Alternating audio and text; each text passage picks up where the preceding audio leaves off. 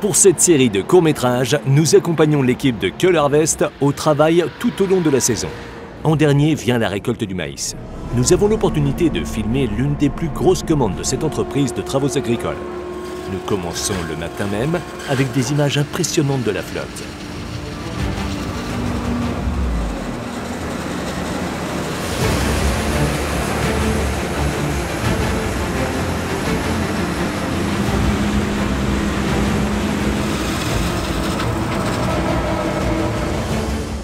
Début octobre, nous nous sommes à nouveau rendus à Unsleben, dans le nord de la Bavière.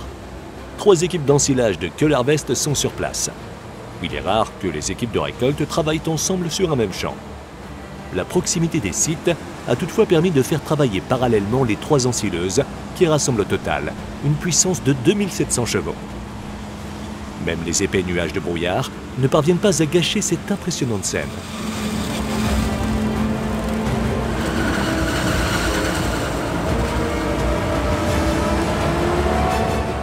Pour le contremaître Denis aussi, ce sont des images saisissantes pour la fin d'une longue année de récolte que les nombreuses précipitations, surtout en été, ont rendu compliquées.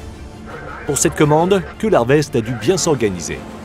L'entreprise doit broyer 1200 hectares de maïs pour les 2 installations de méthanisation de l'exploitant Agrokraft Strautal. Ce projet est d'autant plus difficile que la surface cultivée est répartie sur plus de 600 champs, appartenant à plus de 60 agriculteurs.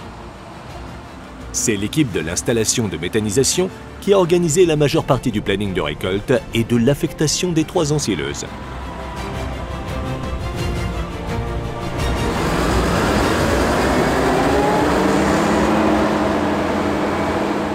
Actuellement, ces puissantes machines, qui incluent notamment 2 modèles haut de gamme 9900, récoltent en moyenne 100 hectares par jour au total.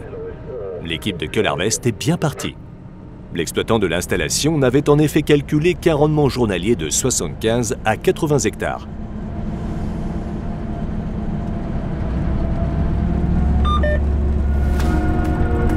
Lorsque la récolte d'un champ se termine, le conducteur de l'ensileuse, ici Christophe, le note sur la tablette, mais documente également la teneur en matière sèche que la moissonneuse a déterminée en temps réel grâce au capteur NIR Harvest Lab de John Deere.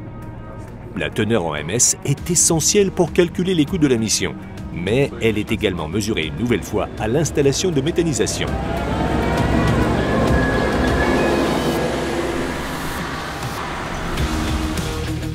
L'entreprise de travaux agricoles Keul Harvest intervient dans toute l'Allemagne. Son siège social se situe cependant près de Neumarkt in der Oberpfalz en Bavière.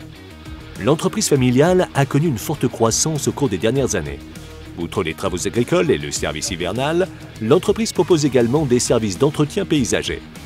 Par exemple, grâce à des moutons, qui permettent de réguler la végétation des espaces verts et des prairies dans les réserves naturelles ou sous les installations photovoltaïques. L'entreprise a ouvert un 2e site à Zerbst en août 2023, dans le cadre de son développement. Mais également parce que Keul Harvest traite de nombreuses commandes en Saxe, Saxe-Anhalt et Thuringe. C'est une entreprise de travaux agricoles existante qui a été rachetée. Keul Harvest en a gardé l'ensemble des collaborateurs, mais a étendu progressivement son parc de véhicules. Une première phase d'investissement a permis l'arrivée de 4 nouveaux tracteurs John Deere 6R ainsi que ce 8R 370. Ils ont été mis en service à la fin de l'été 2023.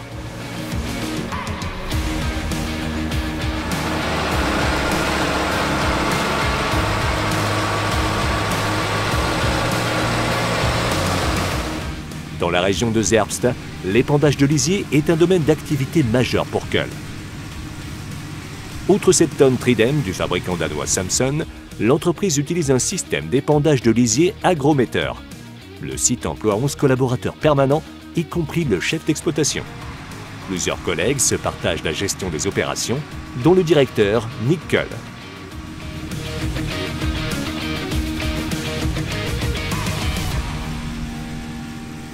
Revenons aux travaux de récolte du maïs en Basse-Franconie. Le broyat est acheminé vers l'installation de méthanisation d'Unsleben. Grâce à la structure coopérative de la gestion, certains des agriculteurs impliqués s'engagent dans le transport des récoltes ou même dans les travaux sur le silo. Pour le transport, jusqu'à 25 tracteurs sont mis à disposition. 7 bennes de collecte de Köhlerwest sont également sur place. Parmi elles, l'une des JCB Fast Track que l'entrepreneur a acheté principalement pour le service hivernal.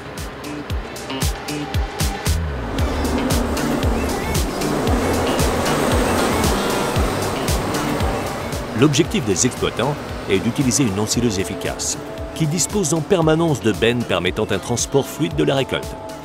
Un nouveau tracteur arrive sur le site toutes les 3 à 4 minutes. Cela représente environ 250 à 300 tonnes de substrat que les 2 tracteurs équipés de lames et le tracteur tasseur parviennent toutefois à traiter sans trop de problèmes.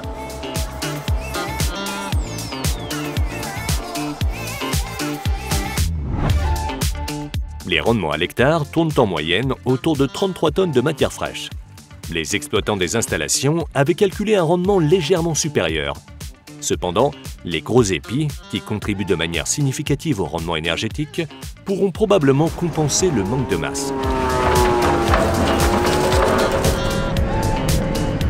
Nous suivons à présent Tillman, conducteur d'ensileuse, aujourd'hui au volant d'un John Deere 9600. C'est une machine de location, acquise pour compenser les volumes considérables de travail demandés lors de la récolte de maïs 2023. L'ensileuse John Deere, d'une puissance de 787 chevaux, est entraînée par un moteur 18X de la même marque. Nous vous avions déjà montré ce moteur de 18 litres de cylindrée dans la deuxième partie lors de notre visite de la chaîne de montage de l'usine de Zweibrücken.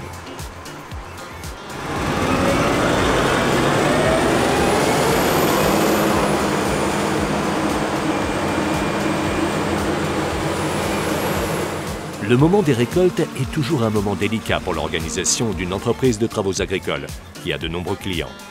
Les commandes comme celle d'Unsleben se concluent généralement 1 à 2 semaines avant le début de la récolte proprement dite. Et la météo doit également encore modifier le planning. Elle requiert non seulement des machines performantes, mais aussi une grande flexibilité. Pour cette récolte, l'objectif fixé est d'atteindre une teneur en matière sèche de 35%. Mais toutes les parcelles ne pourront pas respecter ce critère. Lors du semis déjà, on observait jusqu'à 4 semaines d'écart, auxquelles s'ajoutent des différences liées à la variété et au site lui-même.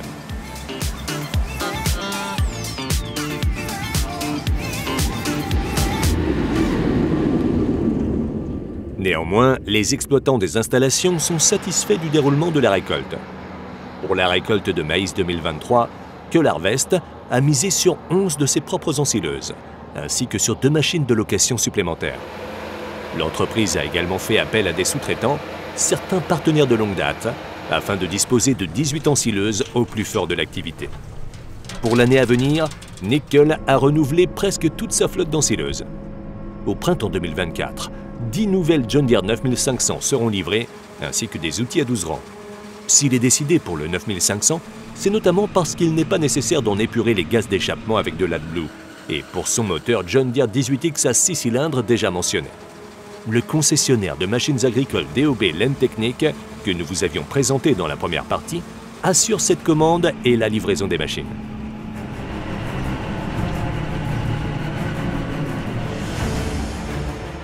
Le brouillard a persisté jusqu'à midi aujourd'hui, mais nous sommes récompensés par une magnifique soirée. Pour Köhlerwest, c'est l'un des derniers jours d'ensilage de la campagne de maïs 2023. Entre fin août et mi-octobre, l'équipe a broyé environ 15 000 hectares pour des clients des 4 coins d'Allemagne, ainsi qu'en Pologne. Une tâche titanesque qui a mobilisé lors des pics d'activité plus de 70 collaborateurs et intérimaires.